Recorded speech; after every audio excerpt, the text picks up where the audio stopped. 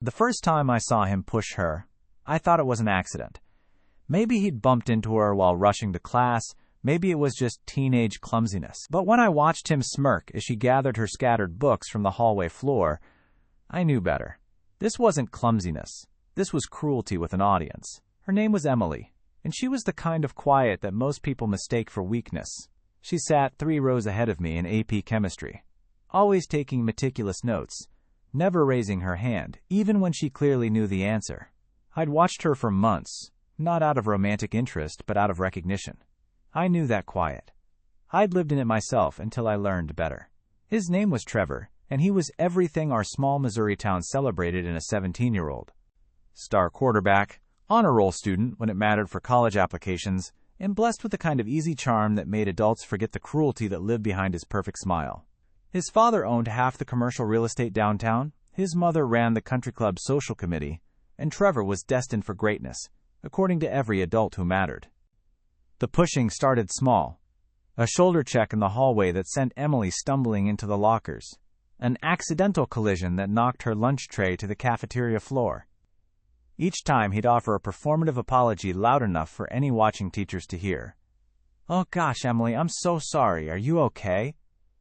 But I saw the smile that never reached his eyes. The way he'd glance around to make sure his friends caught the show. What really bothered me wasn't just the bullying itself. What bothered me was how calculated this was. Trevor wasn't some knuckle-dragging stereotype acting out of insecurity. This was methodical, strategic. He'd identified the quietest target in our grade and decided she was fair game for his entertainment. Emily never fought back, never reported it, never even acknowledged it, beyond the quick apologies she'd whisper while picking up whatever he'd knocked from her hands. She treated each incident like a natural disaster, something to endure and clean up from, rather than something that could be prevented or punished. I started paying closer attention after the third incident I witnessed. The pattern continued for 3 weeks. A push here, a knock there, always followed by that same fake concern and hidden smirk. I watched Emily grow smaller each day, her shoulders hunching forward like she was trying to disappear into herself. Everything changed on a Tuesday in October, right after lunch. I was heading to my locker when I heard the commotion in the main hallway. When I rounded the corner, I saw Trevor had Emily backed against the trophy case, his hand planted on the glass next to her head. "Come on, Em," he was saying, his voice carrying that false friendliness that made my skin crawl. "I'm just trying to help you understand how things work around here." Emily was pressed flat against the case, her books clutched against her chest like armor. She wasn't looking at him, just staring at a point somewhere past his shoulder with the kind of stillness that comes from pure terror. "Look at me when I'm talking to you," he said, and his voice had an edge now. "Your grandmother should have taught you better manners." The mention of her grandmother did something to Emily's face. A flicker of rage passed across her features, quick as lightning but unmistakable. For just a moment, I thought she might finally stand up for herself. Instead, she whispered something so quiet I couldn't hear it. What was that? Trevor leaned closer. "Speak up, Em. We're all friends here." That's when she tried to leave. A quick sidestep to get around him. Nothing confrontational, just an attempt to extract herself from the situation. But Trevor wasn't done with his show yet. As she stepped past him, he reached out and grabbed her wrist. "I wasn't finished talking to you," he said, and now there was no pretense of friendliness left. Emily turned back toward him, and for the first time, she looked directly into his eyes. Whatever he saw there made him blink, made him shift backward slightly. Then Mrs. Henderson, the vice principal, appeared at the edge of the crowd. Trevor let go of Emily's wrist and stepped back, that easy smile sliding back into place. "Sorry about that, Em. Didn't mean to startle you. Just wanted to make sure you were okay." The rewrite was masterful.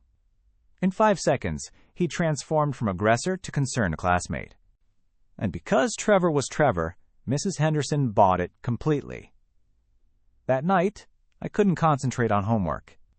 I kept replaying the scene, thinking about Emily's face when Trevor mentioned her grandmother, about the way she'd looked at him before trying to leave. There had been something there.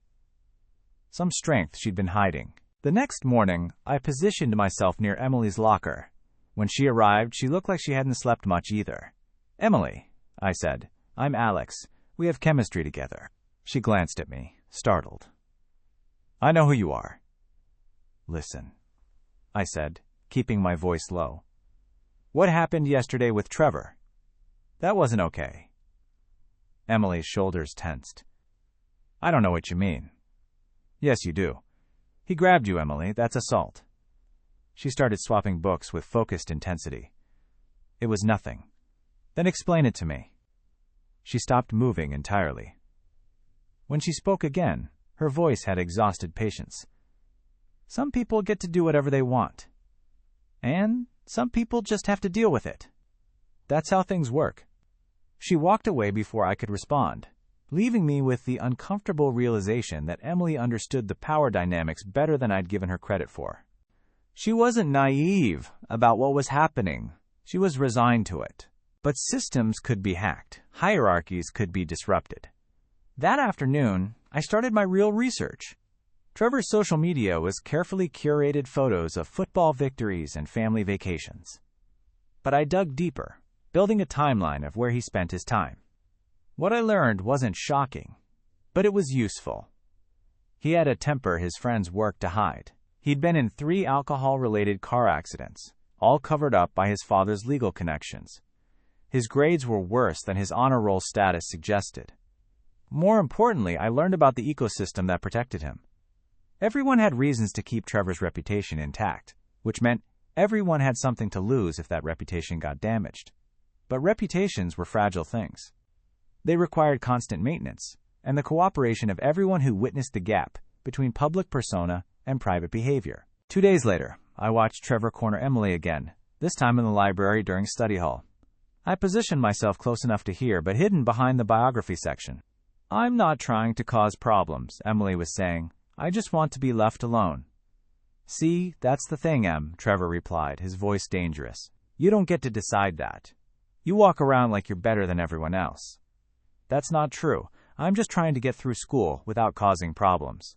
"Well, you're failing, because ignoring me makes me look bad when I'm trying to be nice." "I'm sorry. What do you want me to do?"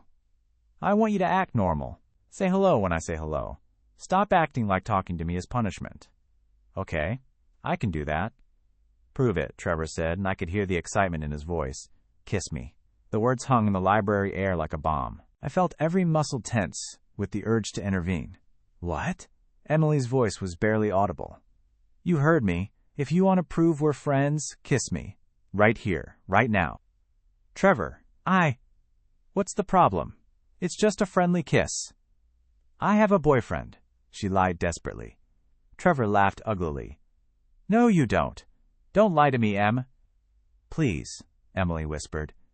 "Please don't make me do this." That's when something inside me snapped. I stepped around the bookshelf with my phone already recording. "That's an interesting definition of friendship, Trevor," I said, loud enough for my voice to carry. Both of them froze. Trevor spun around, his expression cycling through surprise, anger, and calculation. "Alex," he said, his voice shifting back to friendly. "Emily and I were just talking." "I heard," I said, holding up my phone. "I recorded it, actually." The color drained from Trevor's face. "You can't record people without permission." "Actually, I can. One-party consent state.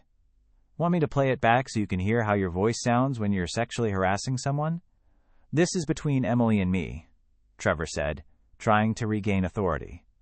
"Sexual harassment concerns everyone, especially when it's happening in public." The word sexual made Trevor flinch, visibly. "Look, maybe I came on a little strong. Emily and I can work this out ourselves." "Emily," I said, not taking my eyes off Trevor, "do you think this is nothing?" She looked between us, clearly torn. When she spoke, her voice was stronger than I'd ever heard it. "No, it's not nothing." Trevor's jaw tightened. "You're going to regret this, both of you." "Actually, I have a pretty good idea who I'm messing with," I said. "I know about the car accidents your daddy covered up. I know about the grades you didn't earn." It was mostly a bluff, but Trevor believed I knew more than I could possibly know. "This isn't over," he said, but the threat sounded hollow. Yes, it is, Emily said, her voice carrying new strength. It's over, Trevor. Leave me alone. After he left, Emily and I stood in the sudden silence. Thank you, she said. You don't need to thank me. I should have done something sooner. What happens now? Now we make sure it doesn't happen again, I said. What I didn't tell Emily was that I'd already started planning how to make that happen. Trevor would try to retaliate, and when he did, I wanted to be ready. 3 days later, Emily made an official complaint. I got called to the principal's office as a witness. Principal Hayes was a thin, nervous man who'd spent 5 years avoiding controversy. Alex, I understand you witnessed an incident involving Trevor Matthews and Emily Chen. Yes, sir. I recorded part of it. Emily has made a formal complaint.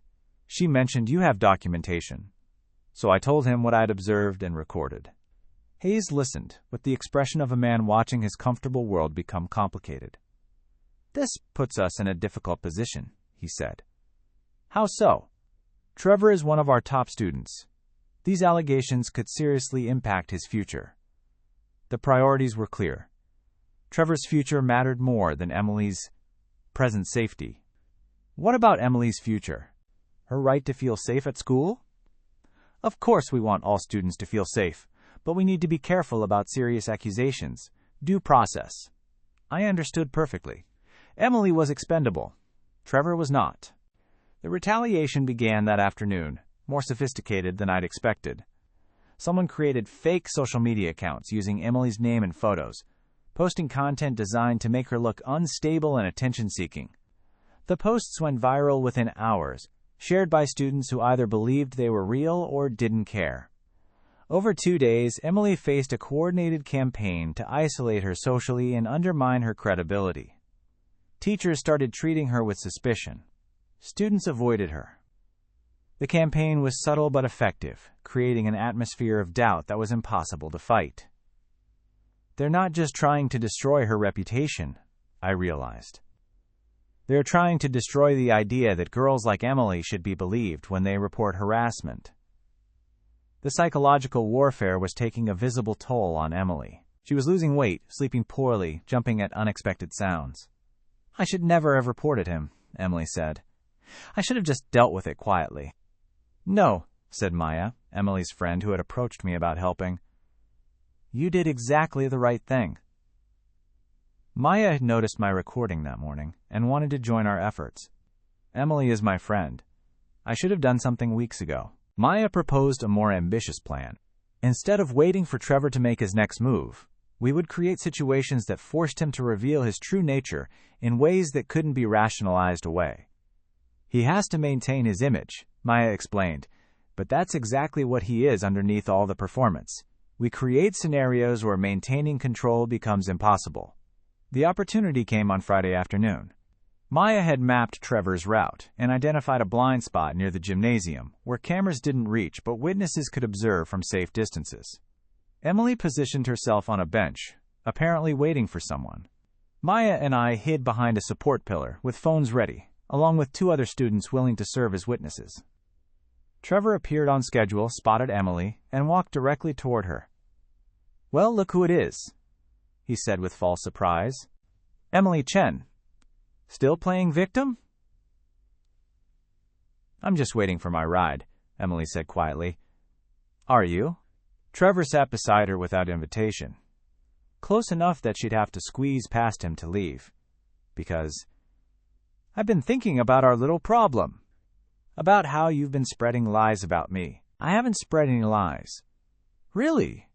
Because half the school thinks I'm some kind of predator thanks to your bullshit complaint. I only told the truth. Trevor's expression darkened. The truth? The truth is that you're a pathetic little nobody who got attention for 5 minutes by making up stories about me. Emily started to stand, but Trevor grabbed her wrist. We're not done talking. Let go of me. I'll let go when you admit you lied. When you tell everyone you made the whole thing up for attention. Emily tried to pull away, but Trevor's grip tightened. You're hurting me. I'm barely touching you, but I could hurt you if I wanted to.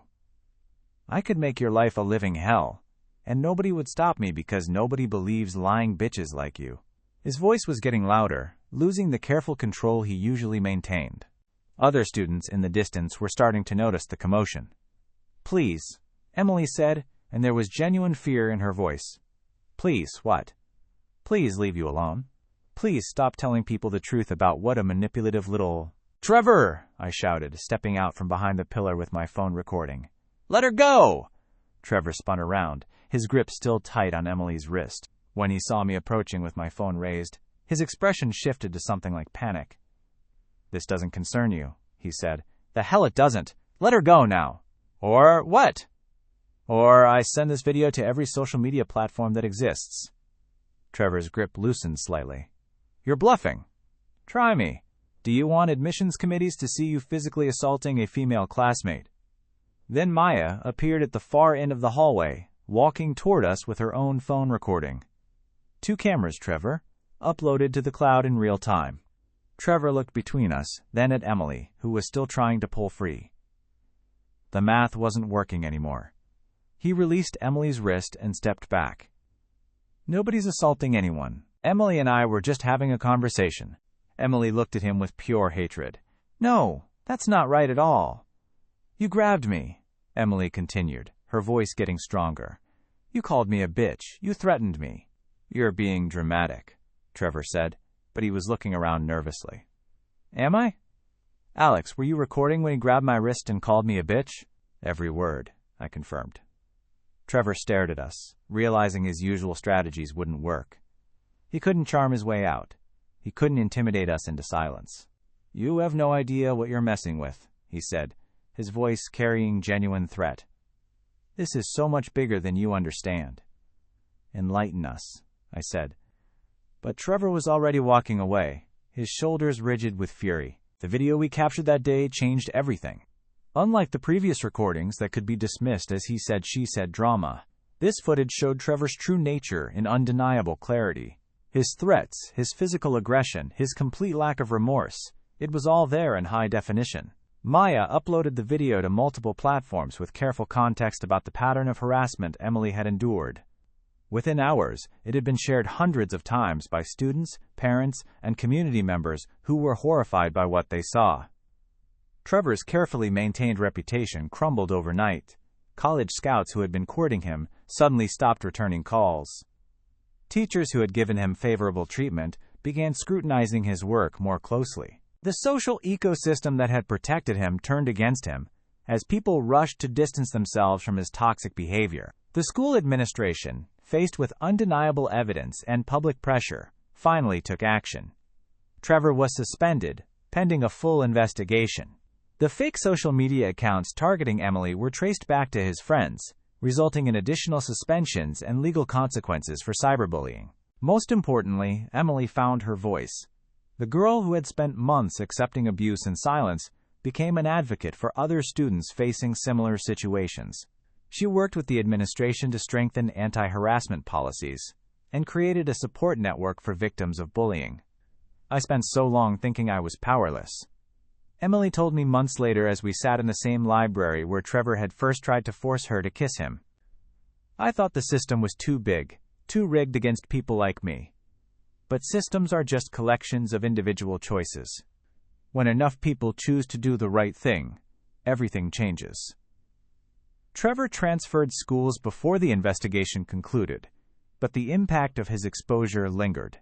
Students who had previously felt helpless against bullying began speaking up. Teachers became more vigilant about protecting vulnerable students.